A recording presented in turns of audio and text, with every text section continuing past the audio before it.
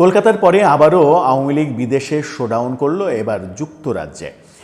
ব্রিটেনে একটা বড় শোডাউন হলো এবং সেটা ওই রোজার মধ্যে যে অনুষ্ঠান আয়োজন করা সম্ভব হয় ইফতার পার্টি, সেই ইফতার পার্টি হলো। আওয়ামী লীগের পালিয়ে যাওয়া প্রায় শতাধিক নেতাকর্মী সেখানে অংশগ্রহণ করলেন, এমনটাও গণমাধ্যম বলছে।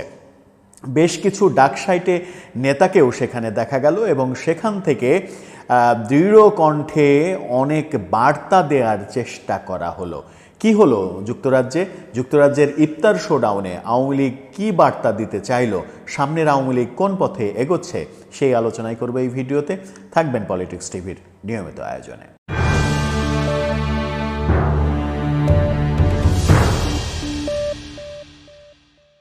দর্শক, পলিটিক্স টিভির নিয়মিত ভিডিওগুলো এখন থেকে স্পন্সর করছে প্রজাপতি.টিভি, নতুন ওটিটি প্ল্যাটফর্ম।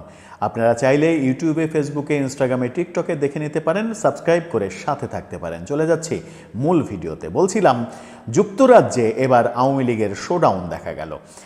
আওয়ামী লীগের বড় একটা ইফতার পার্টি হলো এবং গণমাধ্যম যেটা বলছে, বাংলাদেশের গণমাধ্যমেও সেটা খবর হয়েছে, বড় খবর হয়েছে।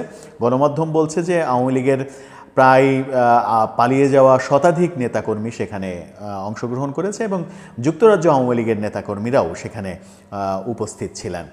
মূলত সেই আয়োজনটা সিলেটের সাবেক মেয়র আনোয়ারুজ্জামান চৌধুরী, তার নেতৃত্বেই করা হয়েছে।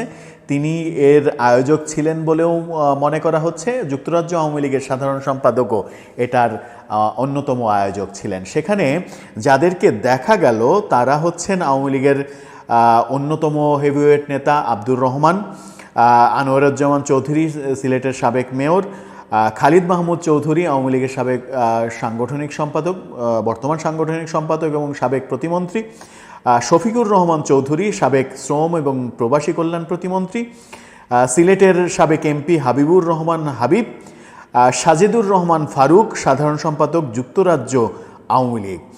হেভিওয়েটদের মধ্যে তাদেরকে দেখা গেছে। উল্লেখযোগ্য নেতা তিনজন, তাদেরকে বলতেই হয় খালিদ মাহমুদ চৌধুরী, আব্দুর রহমান এবং আনোয়ারুজ্জামান চৌধুরী।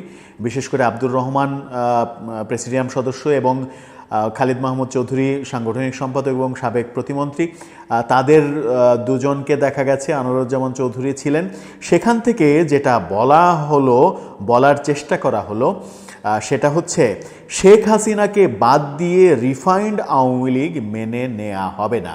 অর্থাৎ যে রিফাইন্ড আওয়ামী লীগের তত্ত্ব দেওয়া হচ্ছে, কদিন আগে হাসনাত আবদুল্লাহর স্ট্যাটাসে সেটি সামনে এসেছে আরও বেশি বড় করে, যে রিফাইন্ড আওয়ামী লীগ আসছে সাবির হোসেন চৌধুরীর নেতৃত্বে, শিরিন শারমিন চৌধুরীর নেতৃত্বে। সেখান থেকে বলা হলো শেখ হাসিনা বাদ দিয়ে কোনো রিফাইন্ড আওয়ামী লীগ মেনে নেওয়া হবে না। শেখ হাসিনার আব্দুর রহমান যেটা বলার চেষ্টা করেছেন সেটা হচ্ছে যে, শেখ হাসিনার মতো ভালো মানুষ বাংলাদেশে আর নাই, তিনি বাংলাদেশের সর্বশ্রেষ্ঠ মানুষ। এই মুহূর্তে এসেও আওয়ামী লীগের নেতাদের ভাষণে এতটুকু দৃঢ়তার কমতি দেখা যাচ্ছে না। শেখ হাসিনা সম্পর্কে তারা এত বেশি আত্মবিশ্বাসী, শেখ হাসিনার নেতৃত্ব সম্পর্কে যে তারা এত বেশি আত্মবিশ্বাসী যে শেখ হাসিনাকে বাংলাদেশের সর্বশ্রেষ্ঠ মানুষ হিসেবে বলতেও তারা দ্বিধা করছেন না। তিনি বলেছেন যে তাকে নিয়ে চক্রান্ত মেনে নেওয়া হবে না। শেখ হাসিনাকে নিয়ে নাকি চক্রান্ত হচ্ছে, সেই চক্রান্ত তারা কেউ মেনে নেবেন না, সেই কথা বলেছেন। শেখ হাসিনাকে দেশে ফিরিয়ে আবারও প্রধানমন্ত্রী করতে হবে, আবারও প্রধানমন্ত্রী হিসেবে তাকে স্বপদে বহালের দাবিও করা হয়েছে। সেখান থেকে বলা হয়েছে ডক্টর ইউনূস জঙ্গিদের সহায়তায় ক্ষমতায় রয়েছেন। ডক্টর ইউনূস যে ক্ষমতায় আরোহণ করেছেন এবং ক্ষমতায় আছেন, সেটা জঙ্গি মৌলবাদী গোষ্ঠীর সহায়তায় আছেন।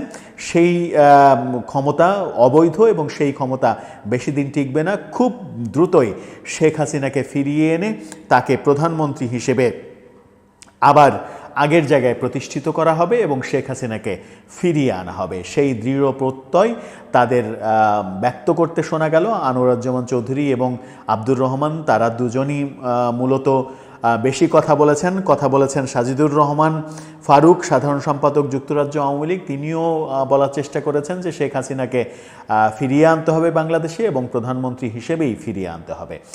শেখ হাসিনাকে ফিরিয়ে আনার দাবি জানালেন তারা সেখান থেকে, এবং